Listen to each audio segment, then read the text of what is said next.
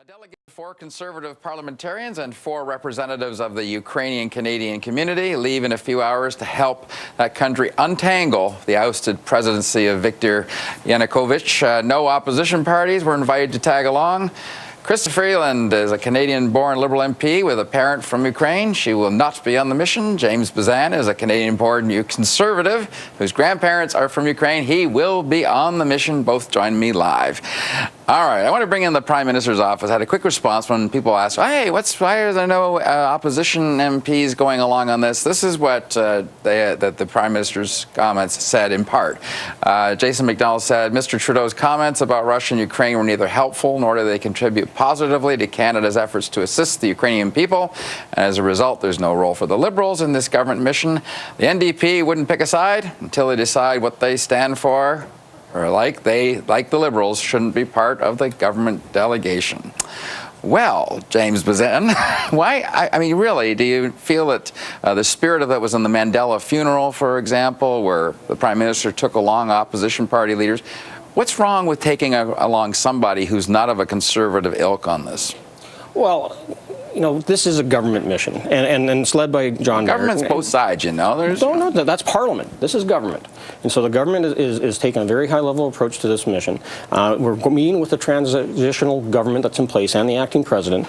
And so this is about reaching out, showing Ukraine that we support them, making sure that we understand what their needs and wants are, and how we help them achieve a peaceful democracy coming May 25th. So we're looking at all the options that are on the table and ensuring that you know, when we go over there, that they know that we support them 100%. And we've stood with them right from the very beginning. So, you know, this isn't about partisanship and politics, as some people might want to suggest. This is about making sure that the government of Canada, who has been so strong under the leadership of Stephen Harper and John Baird, have shown that we have stood with Ukraine right from the get-go, when the first the Euromaidan protests started back in November to when they finally ousted Yanukovych last weekend. Christy, what's your reaction to that? Do you believe it's just a government mission and you're not invited? Well, look, the problem with James's explanation, which is very decent and careful and good, James, is that's not what the Prime Minister's office is saying. The Prime Minister's office is making this a directly, extremely partisan issue. And the truth is, Canada would be sending a much stronger signal of support if we said all our political parties are supportive of this new Ukrainian government. And I have to say, as a Canadian Member of Parliament, as a Ukrainian Canadian who has been working on Ukrainian issues for more than 20 years, I am really ashamed of the way that the deaths of Ukrainians who died fighting for democracy are being turned into this cheap partisan football. It's really not the message we want to be sending to Ukrainians at this moment. Yes. So as you see, you know, they're making it a partisan issue, and wow, you know, essentially, I don't think so. And essentially, you know, Christia's leader, Justin Trudeau, made a very flippant, and he insensitive, apologized. yeah, but very insensitive. Now he's also gotten himself in the hot water because of that comment with the Russian ambassador here in Canada. So, you know, with the Russian ambassador? Yeah, the Russian ambassador was criticizing him yesterday on the TV. So you know, he had to apologize to the Ukrainian ambassador, had to apologize to the Ukrainian Canadian Congress. I'm still waiting for my apology to the Ukrainian Canadian. I don't know, Christy got her apology from Justin for these very insensitive and callous comments. To make the issue in Ukraine to be about remarks on a Canadian talk show, it is to be, this is minimizing and exploiting what is happening in Ukraine. And if you look at our statements about Ukraine, they have been totally supportive. And you know what really, really makes me ashamed and makes me disappointed and angry is this is a really somber and really critical moment in Ukraine. And we should be collectively, as a country, collectively as MPs, standing together and saying, it's not about us, this is about you. And so you know, it is a serious issue. And unfortunately, her leader tried to make a joke of this. Well, just to be fair here, this is also about helping a transitional democracy take place. And Ted Opitz is going over there.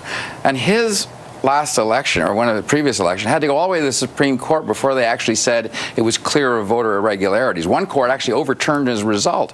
I mean, is he necessarily the best person to go over there and teach the Ukrainian people about democracy? Ted is the president of the Canada Parliamentary Friendship Group, and he did win that. So his election is ratified. The writ is at the Supreme Court, finally. Yeah, but they went to the Supreme Court. He apologized. Yeah, but he went to the Supreme Court, and he didn't have to stood do it behind to the Supreme Court. that is a writ that's not in jeopardy. That is it's a qualified election, and it's been stood up in the court of law. So I don't know why that would even be an issue. So anyway, he's been appointed an envoy by Prime Minister Harper. This is a serious issue, and we do have to go there. And we've done so much good already from Canada, and we've led by example, and we're going to continue to lead by example under the leadership of Prime Minister But Harper. James, you know, John Baird has been declared Parliamentarian of the Year by Maclean's magazine. He's been seen as a guy that can reach out to all sides. And how do you respond to Christia's point that really you want to go to Ukraine and show that all sides of Canadian society are behind them? There's going to be plenty of opportunity to do that. There will be opportunities to travel as parliamentary delegations, that we will go as all party. We'll all be over there for election monitoring as well in the future, as we have done in the past. This is a government-to-government sit-down, a very small, agile group of people that we're taking over there right now to ensure that we have the necessary conversations with all the players, including the civil society, the minority organizations, the religious leaders. But James, if this that's is about the goal, why make the cheap political shot from the Prime Minister's office today, and why say something very similar during question period? If you just want to say it's government to government, fine, but why try to score your cheap points? And if you're going to score the cheap points, look, we're both Ukrainian Canadian. Why do this? Why do this when all the people who died on the Maidan haven't yet been buried? I mean, aren't you ashamed? Are you embarrassed? Not at one bit, because aren't you embarrassed by the comments that your leader made? Justin Trudeau tried to make a joke. And frankly, the issue in Ukraine is not a light remark made on a Canadian talk show. The issue is focusing on the people of Ukraine, and what really is the wrong message for Canada to be sending is that we can't get past this cheap partisanship. And are you thinking of going over anyway? Could the Liberals send you over? That depends on what my leader decides. Do you think you should go? I mean, shouldn't the Liberals be over there assisting too? I know it's on the government tab for this one, but if they show up, will you let her come to the meeting? I think, Don, that it's important. And you know, people can travel over there as they see fit. James, Don asked me a question, so let me finish answering if I may. Through here, Krista. No, but seriously, I do think that it's important for all parties to have a presence in Ukraine. And, you know, the Liberals have been very, very strongly supportive of these issues in Ukraine because we believe in supporting the Ukrainian Canadian community, and we believe in supporting democracy in the world. Appreciate that. Listen, we'll all come back, hopefully after this, after your mission, and we'll hear what happened, and maybe the Liberals and NDP will find a way to get over there. Appreciate you coming on. Interesting discussion. Okay, they're Canada's most popular.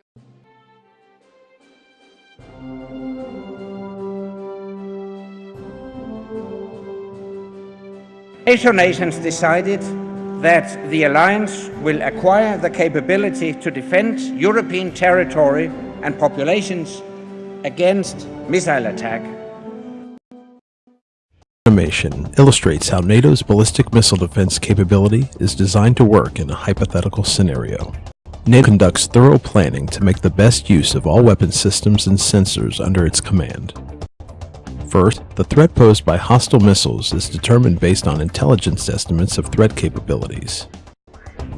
Next, national critical assets and areas are identified, and a detailed defense planning process begins. Finally, ballistic missile defense assets are assigned specific roles. Early warning is provided by satellites to sea and land-based assets deployed as part of the defense design. When a ballistic missile is launched towards the alliance, the NATO commander is alerted as its heat signature is detected by an infrared satellite. That information is then transmitted to a ground station for analysis.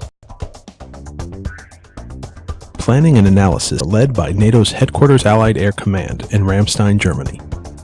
When the threat confirmed, the information is sent to all appropriate command centers, sensors, and weapon systems. As the hostile missile continues its ascent, the engine concludes its burn. At that point, the infrared satellite can no longer detect it. Long-range sensors, such as the United States land-based ANTPY-2 and the Netherlands sea-based SMART-L radar, then detect and track the missile. They forward the information to the command and control system so that intercept solutions can be calculated. The NATO tracking capability also includes the U.S. Navy Aegis Combat System, featuring the AN-SPY-1 radar, which is capable of tracking more than 100 objects. Together, These sensors create a robust detection and tracking capability. As tracking continues, greater accuracy is achieved. The sensors follow the missile as long as possible and share updated information with all other systems. A key feature of NATO's ballistic missile defense system is an upper layer intercept capability aimed at destroying missiles outside the atmosphere. This is provided in part by the Aegis ships. In the future, additional systems like the Terminal High Altitude Air Defense System, or THAAD, could also provide additional capability. In our hypothetical scenario, one of the threat missiles is engaged and destroyed in space. Threatening missiles that do re-enter the atmosphere become the responsibility of lower layer elements such as the Patriot system used by Germany, the Netherlands, and the United States, and the SAMP/T system used by France and Italy. All sensors continue to track threatening missiles. As the threat comes into range, lower layer shooters engage and destroy any remaining hostile missiles. In November 2011, during the live-fire exercise Rapid Arrow, NATO commanders successfully tested essential elements of the interim NATO missile defense capability, using it to plan, coordinate, and carry out engagements against live ballistic missile targets. These were conducted by German Patriot batteries assisted by the U.S. Aegis destroyer USS The Sullivans and linked by the NATO and U.S. command and control systems. NATO participation in this exercise included several command elements. In Germany, the headquarters Allied Air Command at Ramstein, and its subordinate command at the Combined Air Operations Center at Udom, and in Turkey, the headquarters Allied Air Command at Izmir. During the live-fire portion of the exercise, small ballistic missile targets were fired from a remote island near Santorini in the Aegean Sea. The Aegis destroyer detected these targets and reported them by U.S. satellite communications to the United States 603rd Air Operations Center at Ramstein Air Force Base in Germany. From here, the track was forwarded to the NATO Combined Air Operations Center in Udom, Germany. The information was then sent to German Patriot units on the Greek island of Crete and to NATO's two Allied Air Command headquarters at Ramstein, Germany and Izmir, Turkey. When the German Patriot systems detected the target, they reported the track over a NATO satellite link through Verona, Italy, to the NATO Command and Control node in Udom. There, the NATO system integrated the data to create a real-time air and missile defense picture, which was forwarded to NATO's Ramstein and Izmir headquarters, and to the U.S. The Sullivans. This made all the relevant command levels aware of the incoming ballistic missile in real time. Based on the information, the Patriot system on Crete successfully engaged and destroyed the hostile missile.